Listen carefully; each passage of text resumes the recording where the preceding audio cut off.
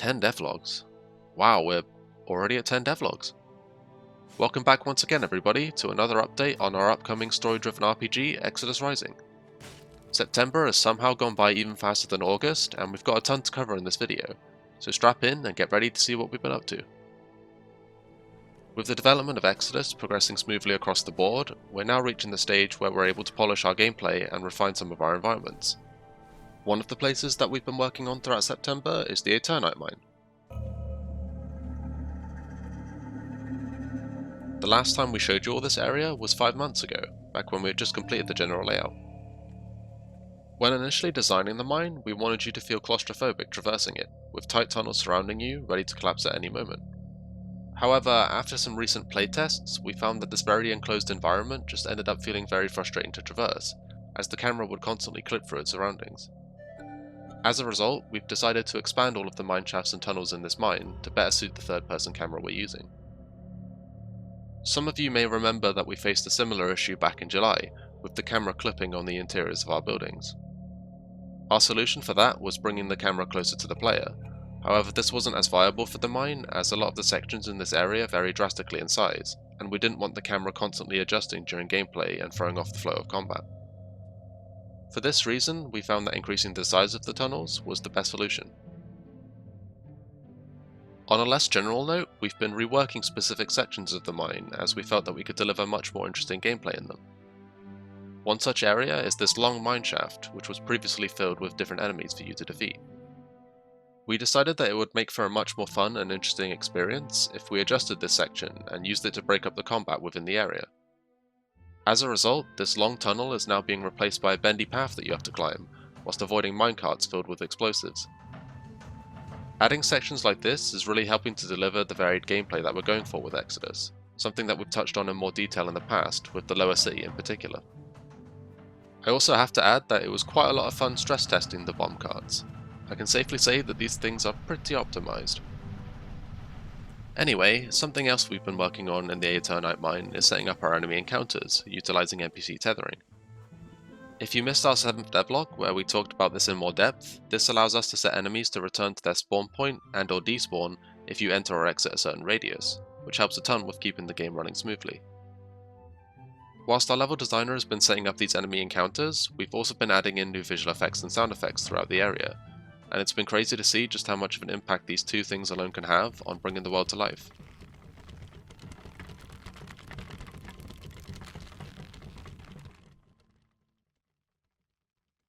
Moving on from the Atarnite Mine now, but staying on the topic of visual effects, you may recall a few months ago when we first mentioned an engine update that broke the lighting throughout the world.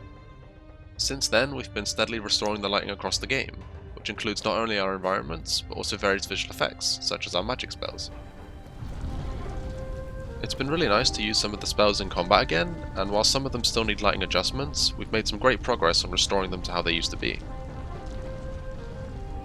I want to now briefly take you back to the VAHRIN'S forest, as our environment artist has made a key change to help with the performance in this area. Previously, every single tree in this location was placed individually, meaning that all of them were loaded in, no matter where you were in the forest. This month, we finally had the time to convert all of the trees into foliage instances, changing the instances of trees from over 700 to just 1. This allows us to cull out all of the trees that you won't see, depending on where you are in this area, resulting in a boost in frames. Moving forward, we'll be applying this to all of the other trees throughout the world as we continue to polish each area. I think it's really important that I address things like this, because I've seen a lot of comments from some of you guys who are worried that you won't be able to run Exodus smoothly on your PC. Whilst I can't guarantee that the game will run smoothly on ultra settings on every single machine, I do want to try to reassure you all that we're optimizing Exodus as much as we possibly can. As much as you guys, we also want the game to run well on lower end computers, and we're trying our absolute best to make that happen. Aside the main updates which I just covered, we've also made a ton of smaller gameplay adjustments this month. I won't list off each and every small tweak that we made throughout September, but one example is allowing exploding barrels to blow each other up in a chain reaction. The next step with these barrels will be allowing you to blow them up with all the different magic projectiles, as they currently only detonate when hit with a melee weapon, arrow or fireball. Moving on from our gameplay polish and into the final part of this devlog, let's talk about some of the new areas we've been building. The block map for the new Academy of VAHRIN'S saw completion this month. Congrats to those of you who guessed correctly on our social media poll, by the way.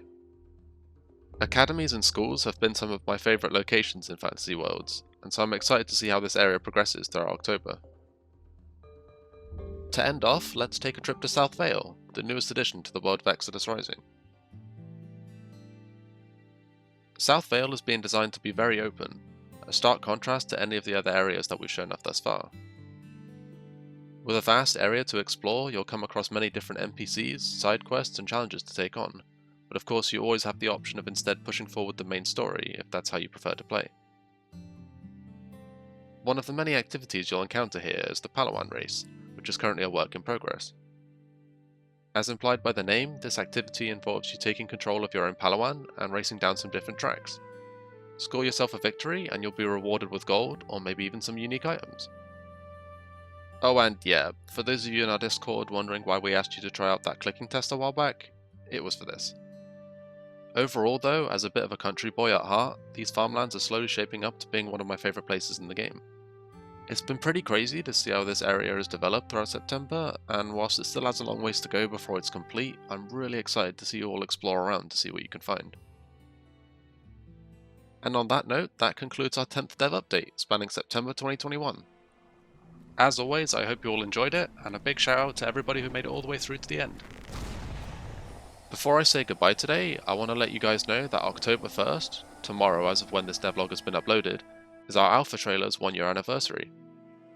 1 year ago, we uploaded our alpha trailer to YouTube and started properly sharing Exodus Rising with all of you on social media. In that time, the community surrounding the game has grown drastically. I think it goes without saying, but from myself and everyone here at Titan Roc, thank you all for the support that you've shown this tiny indie team and their RPG. Whether you've mentioned the game to your friends, shared Exodus on social media, made a video talking about the game, or even just left a positive comment, well, that one actually does wonders for team morale, so more of that please. Thank you all from the bottom of our hearts. And as always, I will catch you all in the next devlog. Here's to the future guys, take care.